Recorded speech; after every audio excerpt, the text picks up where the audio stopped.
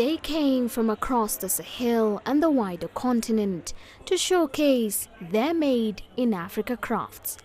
On display in Bamako, handmade products from paintings and leatherwork to traditional fabrics. Let us consume our local products. When you buy from an artisan, you support a craftsman, you support a company, you create a job for a young person, and you strengthen the national economy. Mali's biggest craft fair is a celebrated event across the region.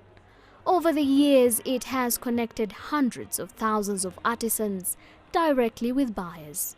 I just bought some traditional scarves made in Chad. I'm going to use them to cover meals at the table. I want to connect more deeply with my culture.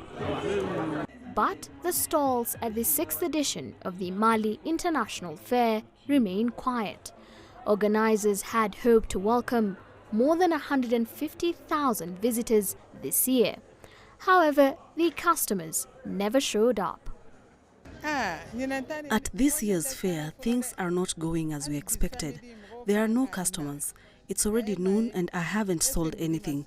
Even though I brought top quality Faso-Danfani fabric, this edition is not as successful as previous ones, and that's really bad for us. Handicrafts here is not just art. It accounts for 24% of Mali's entire economy and serves a lifeline for more than 40% of the working population. Worried by this year's low turnout, the fair's General Commissioner points to deeper, long-standing hurdles holding the sector back. We face financing challenges, and banks refuse loans without guarantees. The second challenge is training. The world is evolving rapidly, and we will need adequate equipment because everything people buy abroad we can produce here. Many artisans today also lack the space to carry out their work.